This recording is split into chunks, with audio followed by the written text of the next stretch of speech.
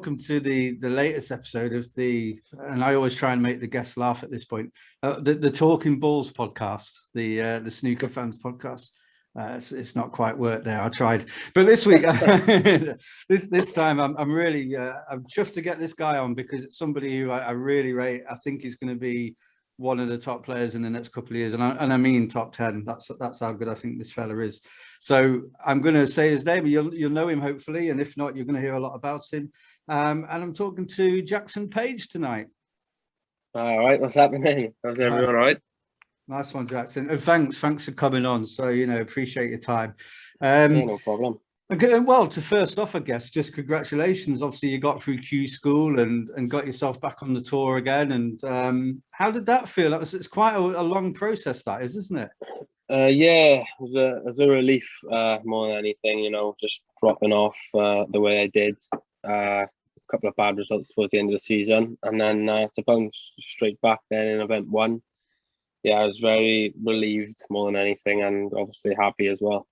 Yeah, and I've heard some people say, I don't know what your thoughts are, but some people have said that they'd rather almost see it come to a final and a conclusion, even though you've qualified before you get to that point.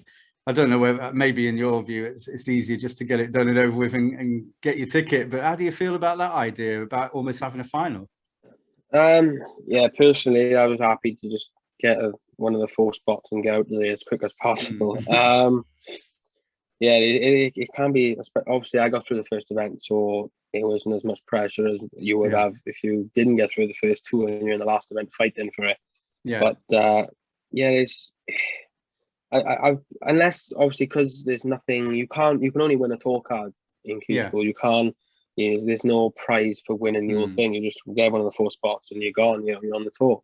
Yeah. So I mean, if they made maybe a prize for winning the whole event, then obviously it'd be worth it. Yeah. But until then, I don't think it would be. No, and it's a good enough prize already, isn't it? I guess. And oh yeah, and you've had some good showings, haven't you? I mean, kind of looking back through your career so far, and it's very early, isn't it? I mean, in terms of your development, what struck me is it feels like you've been around for a lot longer.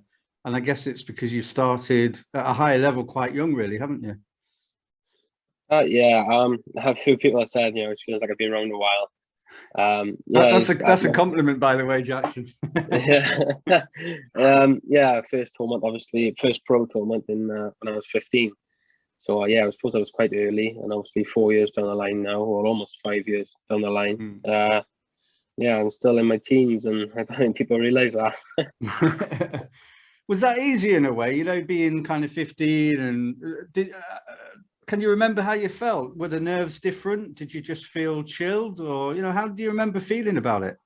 Yeah, I was completely calm. No pressure. Yeah, and went for everything. Just enjoyed it all and took it all in. As you get a bit older, obviously some matches you feel a bit of pressure. And may have more pressure on them.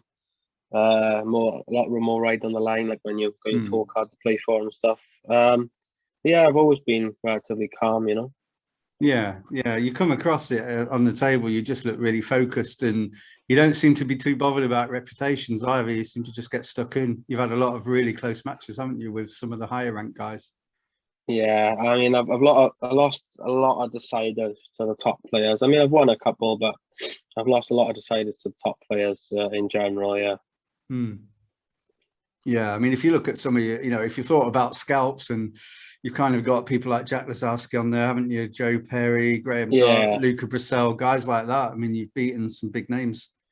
Yeah, I mean, I beat them boys, and then obviously I've lost a lot of deciders. So I lost Chiron being I think I lost to Chiron in the Welsh and decided that was a sort of a tough one to take. I think that was the game he had the max in the first frame. Right. Wow. Yeah. I think there was that game, and so I lost a decider there, and I've lost a couple of others. I can't remember off the top of my head, but yeah, a few close games. And again, I suppose, most players, when I've talked to them so far, have said that, on your day, everybody can beat everybody because you've all got that game. And if you can put a big break together, that's going to be the frame over. So is it the mental side of it that makes the difference, do you think, to get to that level? I think it's consistency more than Mm. anything. You know, if you're 2-0 up, we've started playing well, 2-0 up, not to let them in the next frame so easy and to keep them out and don't put a quick one in and miss, you know. You just got to keep your foot on their throats almost, and that's what the top boys do. Yeah. And they do it very well and consistent. I think that's the key, really. It's just consistency. Yeah. And I guess that's what the practice is for, just to try and get you in the right habits so that you can translate that across to the match table. Yeah, exactly. You know, obviously the more you play and the more experience you get, you're gonna you should get it eventually. Well, I hope anyway.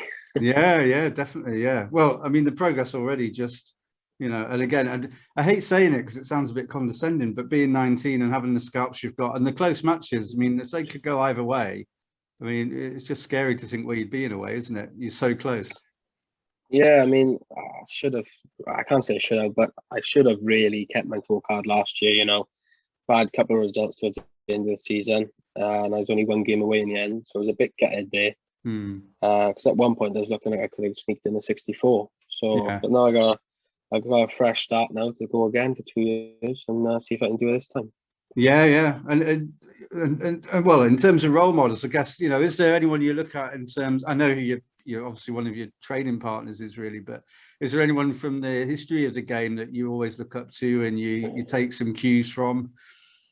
When I was young, obviously, my idol was Ronnie. You know, I think he's everyone's idol, Ronnie. But as I get a lot older, obviously Mark's safety game, the way I play with, is brilliant, and the way he plays is different to anyone else. Yeah. But I do feel like John Higgins' game as a whole is the perfect player to base yourself off.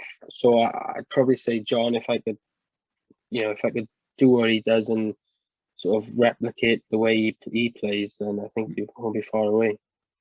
So how is it played? You mentioned Mark Williams. Obviously, it's someone you play a lot with in training. So you met him in the 2020 Scottish Open, didn't you? Yeah. How was that? It was terrible. Both of us couldn't put a ball. We were both so bad. I mean, I think the one frame is on the black and Mark's got a cut back off the spot, and I don't think it's reached the pocket.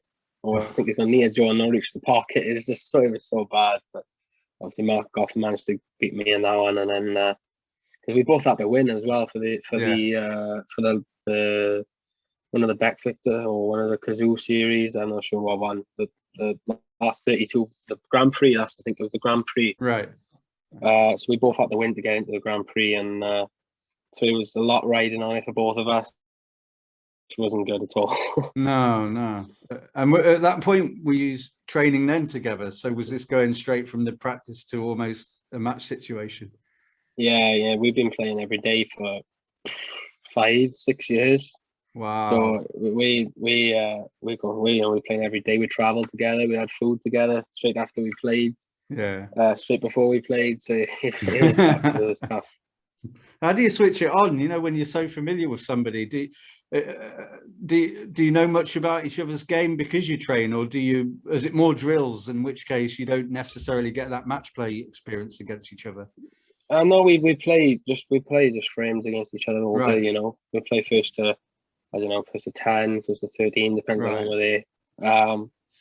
Yeah, we just play non-stop, and I suppose against Mark, you know how he's going to play before you even go on there. But it's just so hard to play against because he puts you in such tough positions. Same as a lot of the top boys, really. And it's just, learning to get out of there and learning to put your opponent there in the first place, I suppose. Yeah. And how would you characterize your game? Because, you know, you said almost that all-round game that John Higgins has got. What areas do you feel are going good for you, and what do you feel you need more work on? I've always been a good potter. Break building is one of my strengths, you know, and my safety has always been the part lacking. I mean, I see shots well when it's into safety and stuff, but it's maybe the little easy safeties where you can easily get on the bulk rail. Maybe I need to touch up on, but it has improved a lot, my safety from playing with Mark over the years. And that's pretty much it, really. You know, consistency and my safety. Yeah, safety. I've got a lot to learn. You know, obviously. but yeah, he's going in the right direction. Yeah, without a doubt. Yeah. And as we said, just looking at some of those scores from the other season, just a frame or two either way, and it's a completely different picture, isn't it? Yeah, I mean, when you go back to the first tournament, and I got the last 16, and I played Trump, and I played so well in the event. You know, I think I beat Jack, and I beat Luca, and I think Billy Castle, I think, Yeah. in the first round. I was going so well, you know, first tournament really well, apart from the groups, and then I ran into Jed, and obviously Jed at the time was just unbelievable. He still is. I think I had one chance in 5 frames, and I had 50, and that was it. There's nothing you can do, is there? There's nothing you can do when it's like that. I mean, yeah, the way I was playing, I still felt like I was going to win, obviously, as you do go into every match, but you feel like you play anyone else there and you're going to get the one till set up the way I was playing. But when you don't get a shot, it's kind of tough. Yeah, it's a lot of time sat down, isn't it? And you can't really influence the other player's game at all. Yeah, I mean, yeah, he was just so good in every department, to be honest. Yeah. Is he the best you've come up against, would you say? Putting words in your mouth now. It's got to be up there. I'm trying to think. He has to be up there. I mean, I played Ronnie in the UK, and he was pretty good as well. I played a few matches, you know, against lower ranked players where they played out with their skin. Yeah. I can't really name any off the top of my head, but I do remember a couple, and he would just come out of nowhere.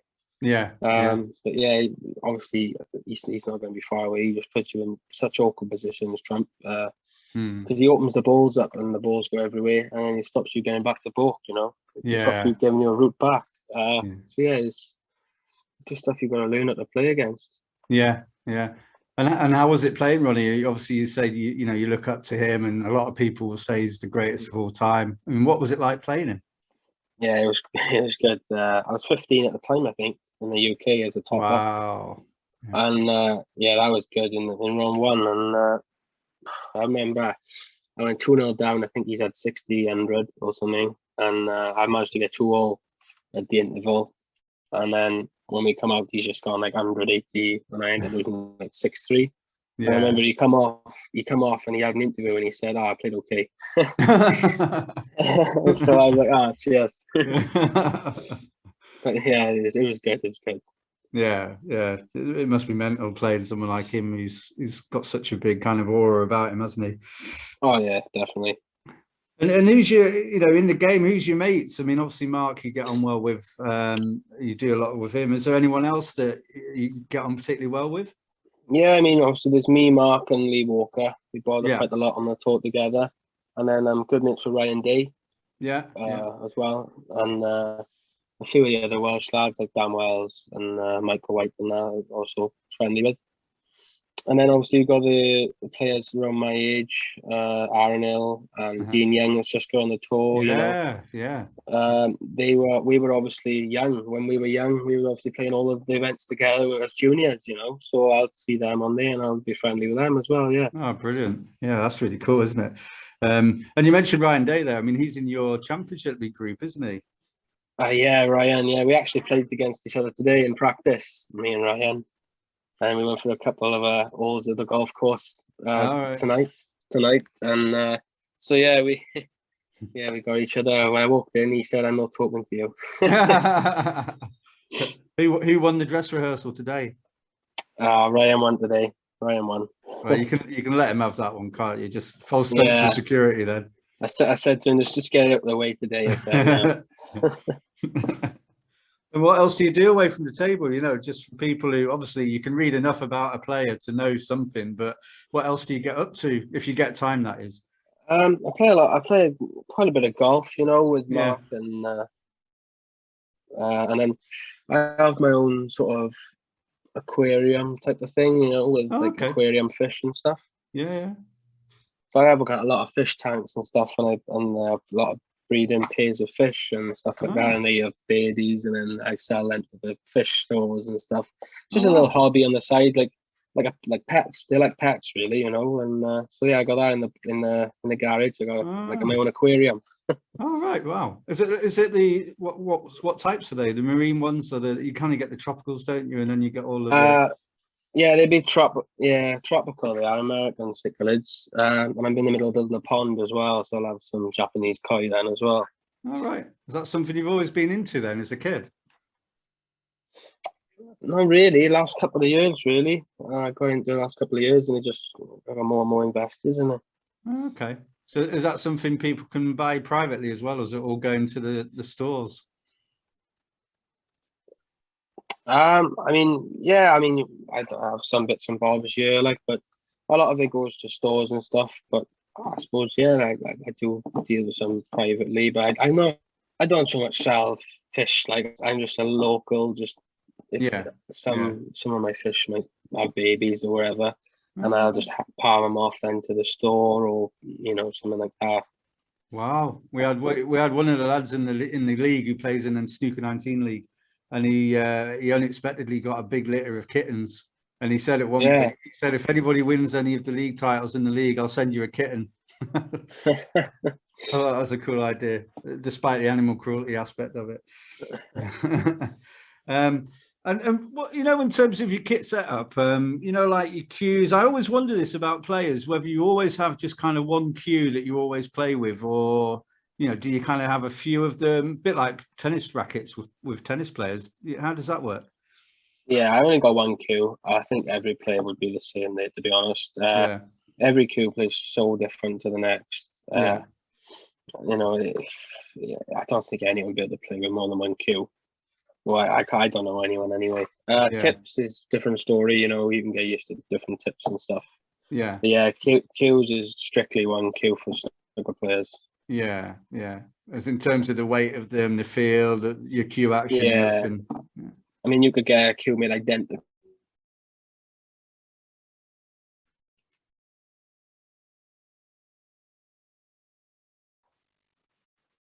Oh, you're back. I think I just lost you there. Sorry. Oh, all right.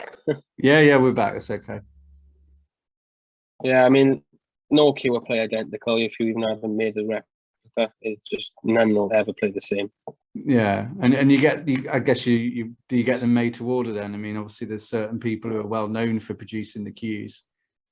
Yeah, I mean, I had mine from John Paris a few years Mm. ago, and I used it. Then I went back to my old cue, but now I'm back using this cue, and I'm sticking with it. The Yeah. other cue's not in sight, All right. Okay, that and stays up. I've been playing with it. I've been playing with it for about a year now, just over a year, and it's going well with it. Yeah, it's going Yeah, well. yeah. Good stuff. And in terms of in the coming season, because I guess just thinking time wise, so thinking of the coming season, your first event is the Championship League, and then obviously kind of look a bit further. There's quite a lot of action this season by the look of it, and different venues. So I'm guessing that you're looking forward to this season because you've got back on again. How's it all feeling? When you look ahead at the calendar. Yeah, I'm hoping it's gonna start to get back to some normality this year and start to go away again, and maybe who knows, we might have a China comp next year because Yeah. they're big events for in terms of the rankings as well. So yeah, hopefully they'll start to get back to normal and we can have more tournaments. Yeah, definitely. And fans at them as well. That'd be nice, wouldn't it? Yeah, 100%. Yeah, I think there is I think there's fans in the British Masters, Yeah. which is one of the early ones. So yeah, that'd be good. Yeah, definitely. Yeah. And and how was it, the whole experience last season? Well, the last kind of season and a half, 2 seasons, really, isn't it? Yeah, it was tough, being in the same place all the time. Well, most of the time in Milton Keynes. I didn't mind the place or the venue. Mm. I thought it was lovely. But same old, same old. It's kind of repetitive, and it was tough. Yeah, you look forward to going away to these places and qualifying for events. So it was quite tough. Yeah. Yeah. It's the isolation. I think a few players have said the isolation has been quite hard, and almost not knowing if you're going to get told you can't play because of tests and what have you. Yeah, exactly. Yeah, it's quite worrying, really. You could go to the event and test positive, and you're at the event, and if you're in your second year, especially, they're quite crucial games. I know it happened to one of my mates, Dan, early on in the season last year. Mm. Missed a few events, and it's tough to bounce back from that. Yeah, I'm sure. Yeah, definitely. I'm gonna, if you don't mind, almost to kind of close off, and I know time-wise, you've got commitments, so almost this is a bit of a new feature, and we'll see how it goes. You can perhaps tell me later whether it was a stinker or not. But it was. I just wanted to do some quick fire ones, just some slightly offbeat, and I'm calling it clearing the colours. So here we go. Let's have a go. Let's have a go with this then. So for your yellow ball, then let's go for that. Who's in your opinion, who's the funniest player on the tour? Oh, Mark Selby. Mark Selby, is that? Yeah, we'd go on a fair bit in me and Mark and we'd all have a laugh in Milton Keynes. We used to. Oh, okay. No, that's interesting. Sometimes people don't get the real Mark Selby, then, do they? From the image. I was stuck on the spot there, to be honest. Yeah, that was the point. Sorry, I don't want to make you uncomfortable. Okay, well, that's the yellow in. So the green then. So what's your favorite venue? And if it is the Crucible, then what's your second favorite? Oh, Northern Ireland. Oh, okay, yeah. The Waterfront Arena, yeah. Oh, Belfast. Oh, lovely. Yeah, that's a nice one. It'd be interesting to see when players come on what they say for this one. Who do you think the player, and you can say yourself if you want, but who do you think the next player to win the World Championship for the first time will be? For the first time, Kyron Wilson. Kyron Wilson, that's a good shout. Fair enough. If an actor was to play you in a film about your life, who do you think that would be, or who would you like? Adam Sandler. Adam Sandler, good call. Is there anything from? Well, actually, you've already answered that. I was going to say, away from the game, is there anything that we might not know about you that's interesting? I mean, you've got the fish straight away. We didn't know about that. Yeah, so that's a decent one. I'm not really that interested apart from that, to be honest. I don't know. That's pretty cool. That's a good one. Yeah, that's we'll definitely bank that one. You got the pink in without even trying there. It's almost like you didn't look. And then the blackboard, your last question then, so that to clear the colours. I just want you to help me to give the episode a title. So for each episode that we do on the podcast, we just have a little title and then we say who you are. So if you imagine calling your autobiography something, maybe naming your autobiography, it's you're a bit early yet to do one anyway, let's face it. You've got a big career ahead of yourself. But I don't know, again, it's putting you on the tester a bit there, but I wonder what you might call it. Action, something around action, maybe? Action Jackson? Maybe like on another page or something like that. Oh, that's class. With a page, I don't know, something like that. Oh, that's class. Yeah, I'll do that. I'll adopt that if you don't mind. I'll put that down as our title for this one. Oh, that's a cool one. Yeah, I like that. So you didn't even have to dig very deep. That was cracking. So the black's away, so you cleared the colours. So we'll see how we go if we do that one again. But I don't know what I said on the first one. My head was just in the scaries there. I had to pull something out. No. Well, he is the jester, isn't he? That's what he gets. So he lives up then in that case. Yeah, we do have a laugh, I suppose, all of us. Yeah, that's a nice thing. That's what I'm learning from a few people. Really, it sounds as if it's quite a good group of players and not too much. No real intense problems between anybody. Yeah, definitely. Cool. Well, look, I'm going to let you get on, Jackson. I think you've got stuff to do, but just want to say thanks for coming on to the Talking Balls podcast. I hope that people will enjoy it. And what's really nice actually is seeing people like yourselves. We've had Oliver Lyons on, we had Stephen Holworth just the other day as well, and quite a few of the players who were obviously fairly young, trying to get their way in and into that top group. And it's really exciting to see where you guys are going to go. And I've had people who know an awful lot more about snooker than me, who wouldn't ask you silly questions about cues, who say to me that, you're really a star to watch and they really rate you. So I think we're all rooting for you and we're going to keep a close eye on your season.